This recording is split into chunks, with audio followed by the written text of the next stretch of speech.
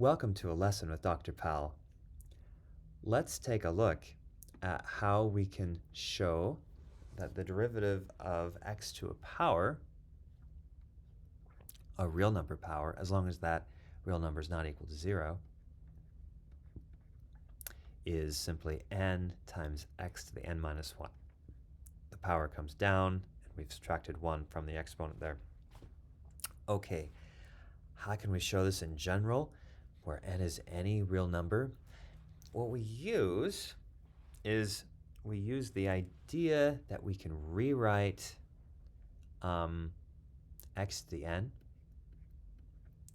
as e to the natural log of x to the n. Why? Well, notice e to the natural log of x, what is that? So ln and e, they're inverse functions of each other. And so if you plug one into the other, it'll undo itself, and so you just end up getting x. So this part in here is just simply x, and x to the n, the exponents just multiply across. Kind of nice. All right, because we can apply a chain rule here, so we can think of this as being e to the n times natural log of x. Okay, using a chain rule, what we think is we have e to the something, e to the variable, and when we take a derivative, we end up getting e to the variable. But then the trade-off, since the variable is not x, is we have to multiply by the derivative of that variable. What's the derivative of that variable? Derivative of n times natural log of x. Well, derivative of n natural log of x is n, because n is just a constant hanging off. If you have n, it factors out of the limit computation, just n. And the derivative of natural log of x is just 1 over x. Okay, and what goes here is what the variable was. What was the variable? Well, it was this, right? That's what we were plugging in. So this is n ln of x. Okay, so that's n ln of x. And remember what this was equal to. We just said that was equal to x to the n. So the derivative of x to the n is this. We just computed the derivative. Let's kind of think about this here. Property of logs, see this n here? It can come up here to be on top of the x as an exponent. So this really looks like e to the natural log. Well, we already know what this is. We already know that's equal to x to the n, right? Yeah, okay. But they cancel each other out. You can see it that way too. It's x to the n. All right, we already said that. So it's x to the n here times n times 1 over x. Notice what happens with x to the n divided by x. The exponents cancel, or subtract, sorry, the exponents subtract, and so we end up getting, and the n's out in front, so n times x to the n minus 1, and that is the derivative of x to the n. We use the chain rule in order to show that.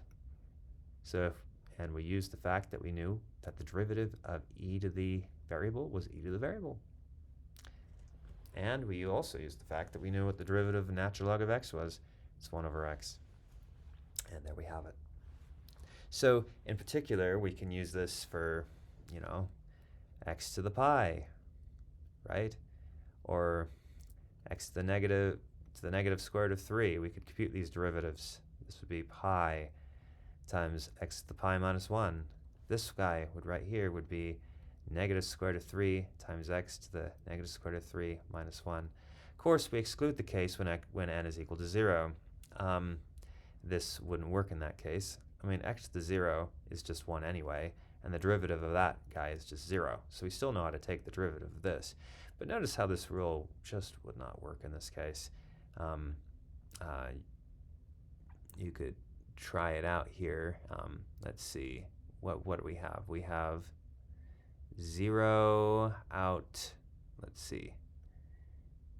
It's because, okay, let's see what would happen if we used it. So we'd have 0 out, 0 out front times x to the 0 minus 1. I guess maybe so. But there is a problem with that.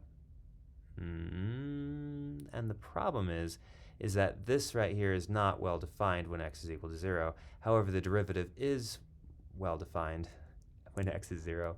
I mean, we want the y equals 1 the whole way across to be well defined. We want the derivative to be well defined. But notice that if you use this power rule, you have 0 times x to the negative 1, so it's like 0 over x. But 0 over x is, if you were to graph that, that's defined everywhere except at 0. So it's exactly what you want, except to that point. So there's a domain issue. So because of that domain issue, I guess the power rule wouldn't quite coincide.